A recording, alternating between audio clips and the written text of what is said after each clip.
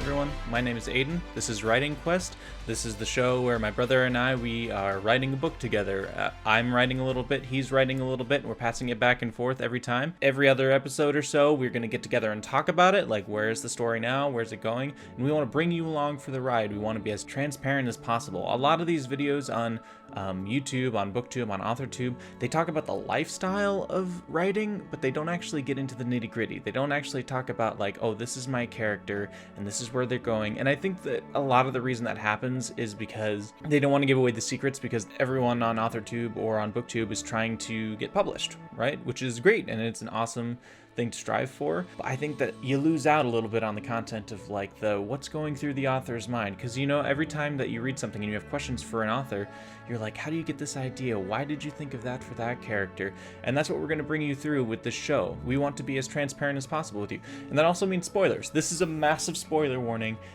Nothing is going to be kept secret. You're going to see the process from beginning to end, all of the struggles, all of the cliffhangers. You're going to see those set up before they even happen, right? One day we would love to have this published, but at the same time, the experience, the quest is what we're going after. So if you have any questions, feel free to leave a comment down below.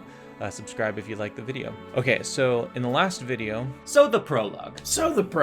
I think it's like reading a Bob Ross painting. Brenden and I talked about what the world is that we're writing in. Brenden has been writing a book for the last decade. He just finished his rough draft. So this is the very first time that I'm going to be writing in his world. And I'm kind of a little nervous, but at the same time, I've been helping him through this bit by bit. You know, I've been his sounding board and I've given him advice, so I kind of have a feel for what the world is supposed to be like. But this is all new, so this is in the past. This is millennia before. This is of what he wrote already. So this is kind of the origins of the society. This is the origins of where it all came from, which you'll find out about in that book later. So in the last video, I had already read what he had written, but the problem is that he didn't give me an updated copy of what he had written for that video, so he actually has more, so I'm just going to read that out loud here. Intruder. Agorath tensed at the sound of its voice. Rough and menacing, not to be trifled with. I'm not your enemy, he said tentatively. Unsure if the creature could understand him and the limits of its speech, the creature growled low, just barely showing its teeth, and then spoke again. Not your home, it said. These are our lands, sacred, undefiled by outsiders. Leave now. Agorath breathed slowly and deeply, letting his shoulders relax, attempting to make himself the least amount of threatening as possible. Okay, so it wasn't very much more than what we had experienced in the last video. If you haven't seen the last video, I highly recommend checking it out. You'll get a little bit more background of what Brenden's thinking about for this. Very classic Brenden.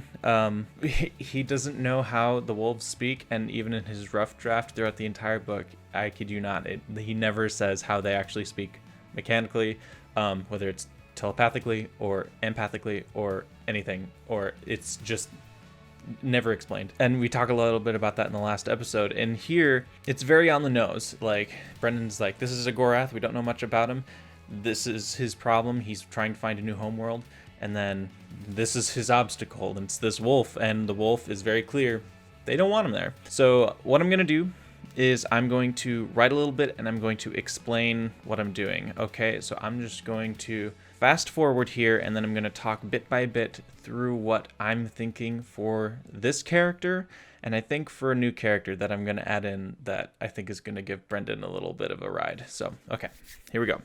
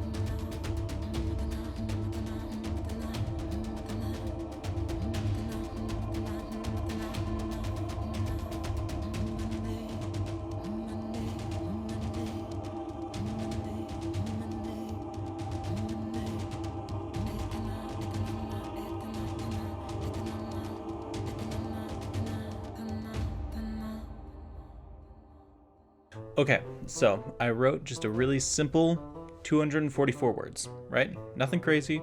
Definitely taking this slow as things develop. I'm sure that I'll be able to write more, figure out more.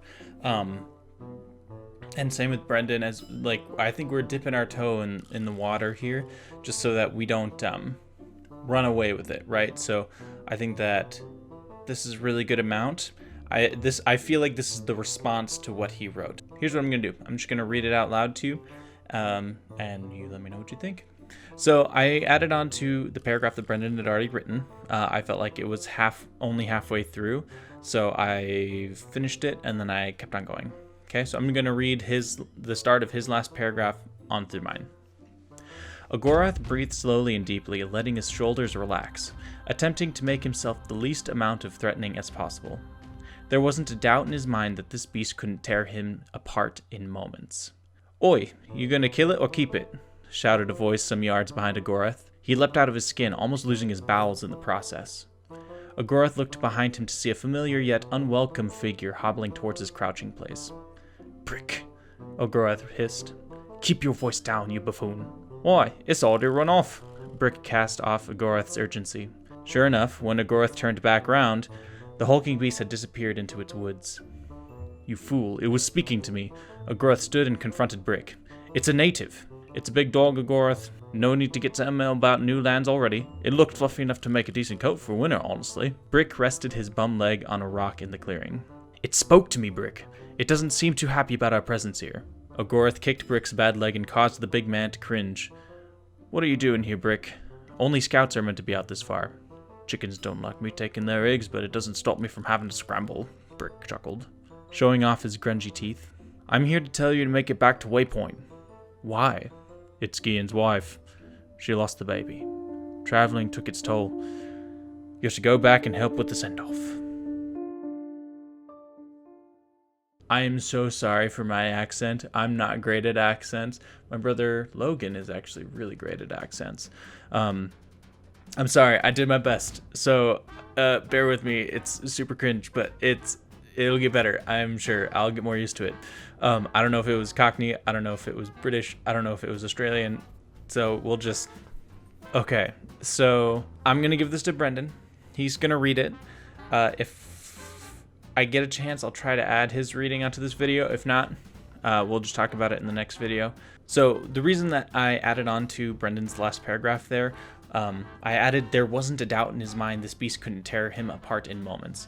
So right before that, he said that Agorath wanted to make himself the least amount of threatening as possible, right? But I felt earlier in the passage that it wasn't set up just how dangerous this beast was, so I wanted to emphasize Agorath's thinking about this beast. Like, in my mind, so horses, right? They're hands tall, like an average horse is, 12 to 15 hands tall, right?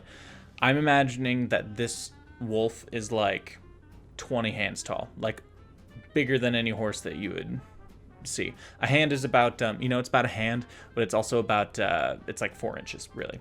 Yeah, and then there's such a seriousness in this scene already. I feel like it set up the backbone of the story. I wanted to kind of undercut the seriousness a little bit with a funnier character, like just slightly, just someone to cut that seriousness.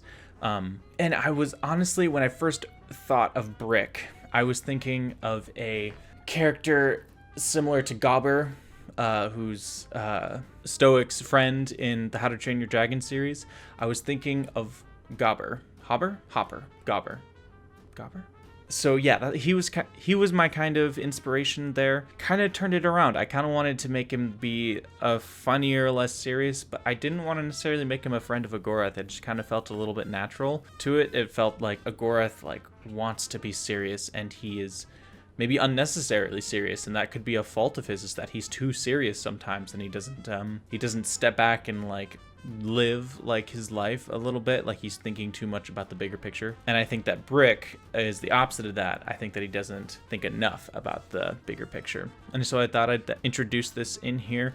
I don't know what it could be. I don't know if they're going to end up like real enemies in the future. I know that they're on the same side now, and it could be that they become like really good friends later on in the stories. But I like to plant the seed, and I definitely want them to not be friends right now. And I'm hoping it's going to be a reluctant friendship that's going to blossom from this. And I don't necessarily know why they aren't friends. It could just be personality differences. I don't think I really want to go into explaining it. I just want to know that, like, Brick is a he's a I want to kind of make him a likable essentially as through the story goes. Yeah, I felt pretty unprepared to get into the wolves too much, especially just all out of the gate. I don't want to just like start giving answers and stuff. So I just wanted to, there's Agoreth and his people, there's the wolf and his people, and we've kind of just planted that seed of these are opposing forces. And this is when the story starts, because the entire story is how the Magi and the wolves come together as allies, right? I think that's why Brenden started with this scene, is why this was the first thing he thought should be. This is the first time they come in contact. They are not friends. Not necessarily enemies, but they're not friends right now. And they both have very different needs. They have very different motivations, right? So Agoreth's people, the Magi, they're trying to survive. They're looking for a new rebirth. And talking about rebirth is the reason I kind of brought in Gian's wife. I don't know who Gian is. I don't know if he's his son. I don't know if he's a friend of Agoreth, but clearly he's somebody important, and his wife, and she lost the baby. And so I was thinking that